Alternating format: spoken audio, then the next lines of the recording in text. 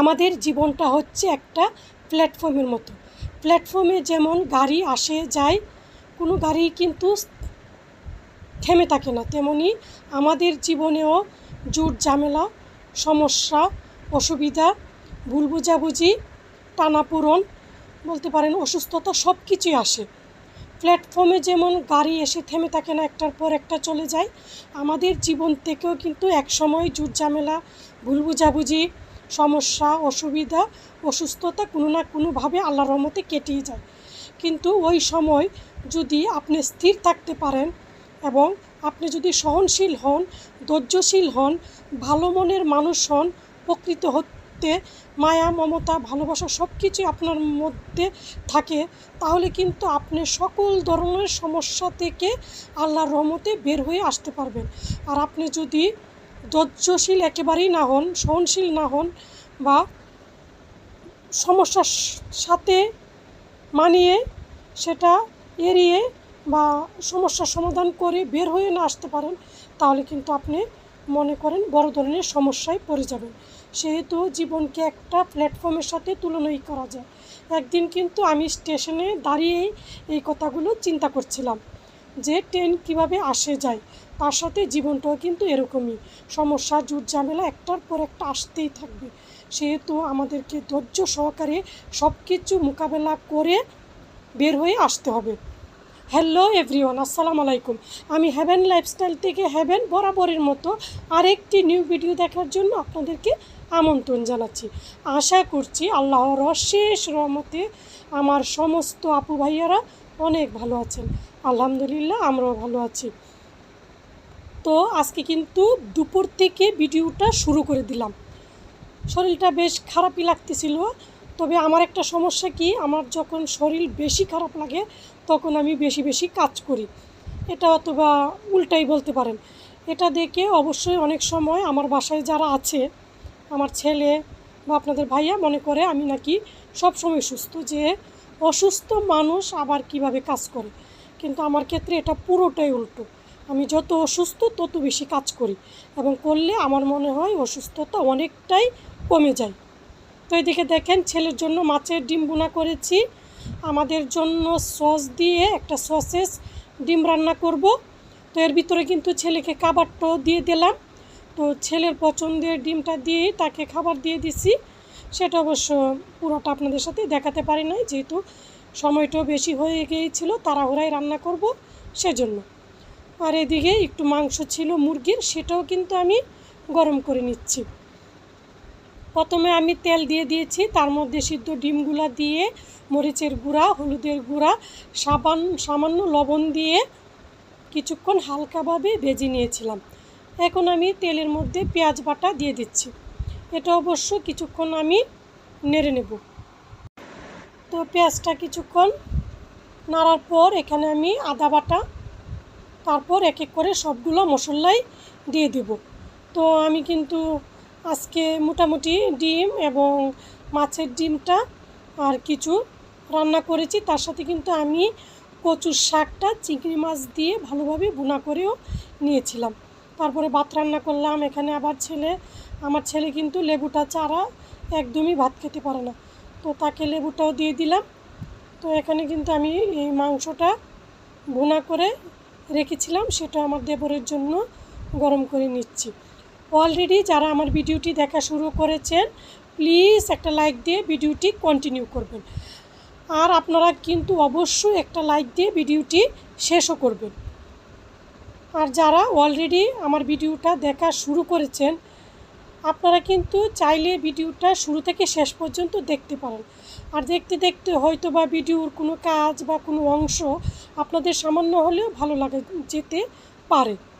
তো ভালো লাগা থেকে ভালোবেসে চাইলেই আমার চ্যানেলটা সাবস্ক্রাইব করে দিতে পারেন। আর চ্যানেলটা সাবস্ক্রাইব করে পাশে থাকা বেল বাটনটি অন করে দিতে পারেন। তারপরে বেল অপশনটিও কিন্তু চাপ দিয়ে অন করে দিবেন, তাহলে যখনই আমি ভিডিও ছাড়বো আপনার কাছে নোটিফিকেশান চলে যাবে, আর আপনি আপনার সময় সুযোগ করে দেখে নিতে পারবেন। আর যারা অলরেডি আমার চ্যানেলটি সাবস্ক্রাইব, লাইক করে দিয়েছেন, সেই আপু ভাইয়াদের জানাই অন্তরের অন্তঃস্থল থেকে অনেক অনেক দোয়া এবং শুভকামনা। তো এই যে এখন কিন্তু আমি যে টমেটোগুলা পেস্ট করে রেখেছিলাম, সেখান থেকে আমি কিছু টমেটো দিয়ে দিচ্ছি। যেহেতু বরফ ছিল আগে বাইরে রাখার কথাটা একেবারেই ভুলে গিয়েছিলাম, তো ছুরি দিয়ে যতটুকুই পারা যাচ্ছে কেটে দিয়ে দিচ্ছি। আমি কিন্তু প্রায় 30 কেজি টমেটো এভাবে সিদ্ধ করে ব্লেন্ড করে ওয়ান টাইম বক্সে রেখে দিয়েছি। তো সেটা আপনাদের সাথে একেবারেই দেখাতে পারলাম না। এভাবে টমেটোটা রেখে খেলে মনে হয় বেশি ভালো লাগে। তো এদিকে আমি মরিচের গুঁড়া, হলুদের গুঁড়া, জিরা গুঁড়া, গরুর মাংসের মশলা, ধনিয়া গুঁড়া দিয়ে মশলাটাকে কিছুক্ষণ কষিয়ে নেব। কষানোর পরে কিন্তু আমি সব ধরনের সস দিয়েছিলাম এবং কাঁচামরিচটা নামানোর আগে, যেন কাঁচামরিচটা পুরোপুরি সিদ্ধ না হয়। এখানে আমি লবণটাও দিয়ে দিলাম। এটা কিন্তু গত শুক্রবারের একটি ভিডিও ছিল। তো এখানে একটু পানিও দিয়ে দিলাম যেন ডিমটা ভালোভাবে মশলার সাথে কষানো হয়। তো ওইদিকে সবগুলা কাজই করে নিচ্ছে এবং বাসার যে টুকটাক কাজ ছিল, কাপড় ধোয়া, মাজা ঘষা, ফার্নিচারগুলা মোছা, টুকটাকভাবে আমি কিন্তু সবগুলাই রান্নার ভিতরেই কিন্তু আমি দৌড়ঝাঁপ করে নিচ্ছি। আর এদিকে এই যে এই মশলাগুলা দিয়ে কিন্তু আমি এই ডিম ভুনাটা করে থাকি।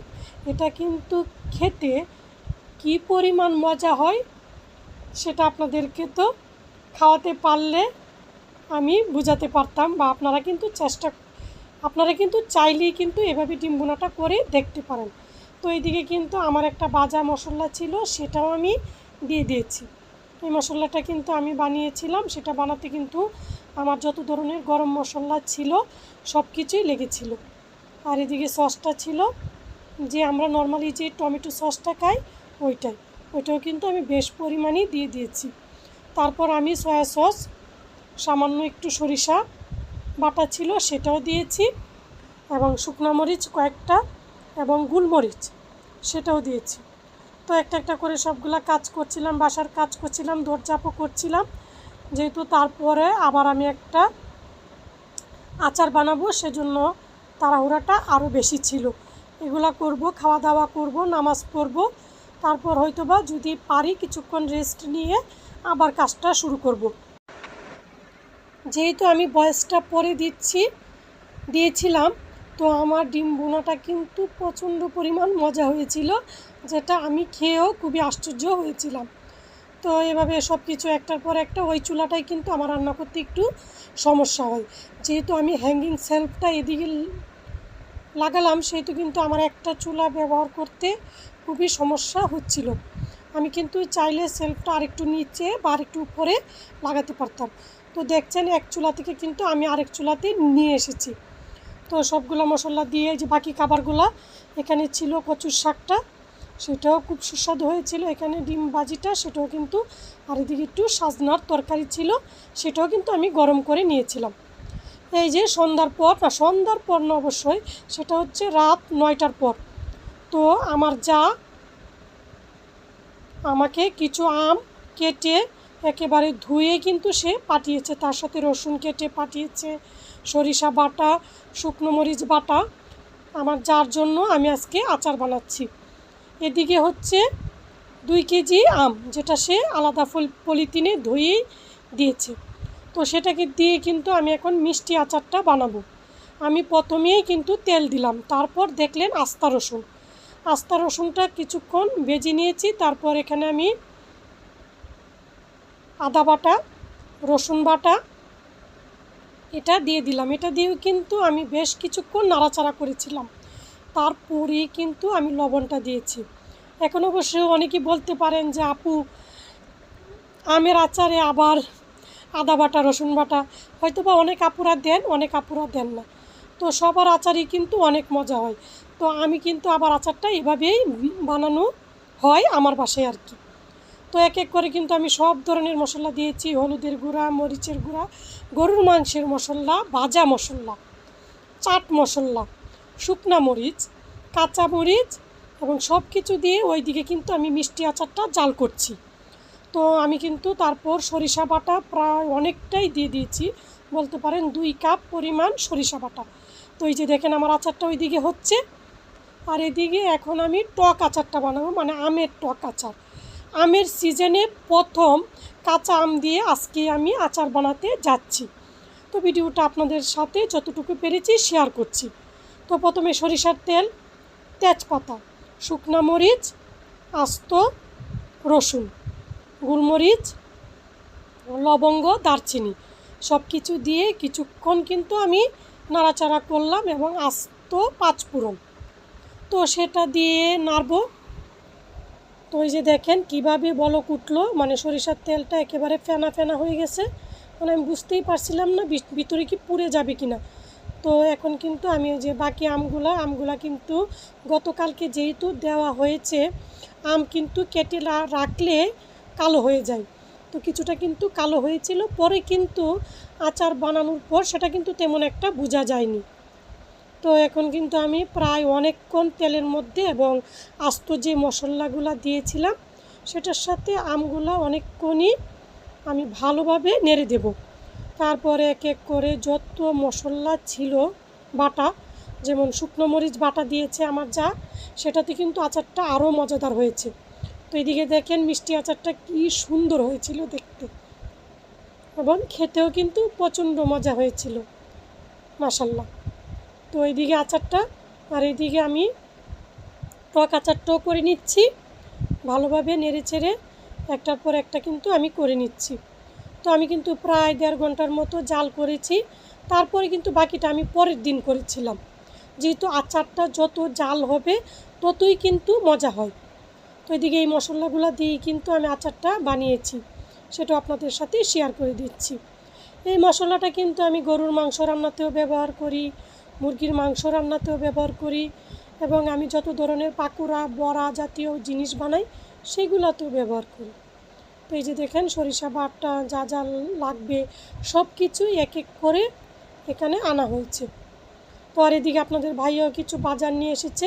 এদিকে দেখেন ডিম, এই যে সাজনাগুলা, সেগুলো কিন্তু আমি বলতে পারেন এখন প্রতিদিনই সজনে খাই।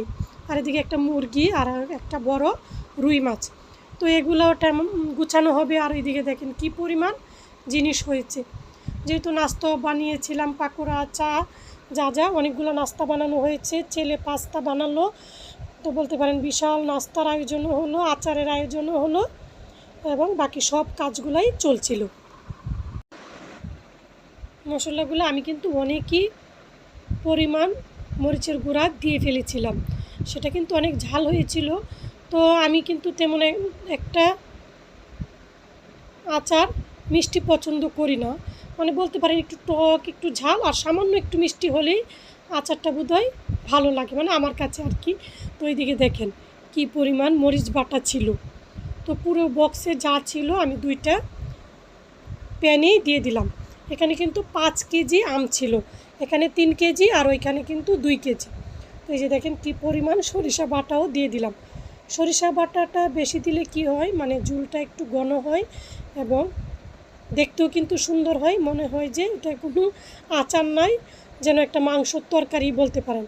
যেমন আমার বাসায় একজন ঢুকে প্রথমে মনে করেছিল যে আমি এখানে মাংসের তরকারি রান্না করেছি, তো এটা কিন্তু আচার ছিল। তো আমার ছেলে কিন্তু কখনোই আচার খায় না, তো আমি তাকে কিন্তু প্রায়ই বলি বাবা একটু খেয়ে দেখো, কিন্তু সে কিন্তু কোনো কিছুই খেতে চায় না, যেহেতু সবজি কোনো ধরনের খাবারই সে বেশি খায় না, মুরগি মাংস চিংড়ি এগুলা ছাড়া। তো আমি বলছিলাম বাবা তুমি যেহেতু মাংস খাও, মাংসের সাথে কিন্তু আচারটা ভালোই লাগে, তো তুমি কিন্তু একটু খেয়ে দেখতেই পারো, যদি ভালো না লাগে তো ফেলে দিও।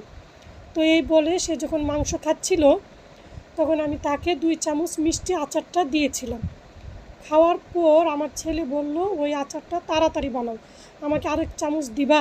তখন আমি বলেছিলাম তুমি কি খাবা বাবা, তোমরা যদি খাও আমি তো সব সময় আচার বানাই, তুমি কিন্তু কোনো সময় খাও না, সেজন্য কিন্তু আমি গতবার আর আমের আচার দেই নাই, বারবারই এগুলা বানাই, অনেক কষ্ট হয়, আপনারা তো জানেনই আচার বানাতে, তো খাই না ফেলে দিতে হয়, বা বাসায় যিনি কাজ করতো ওনাকে দিয়ে দিতে হয়।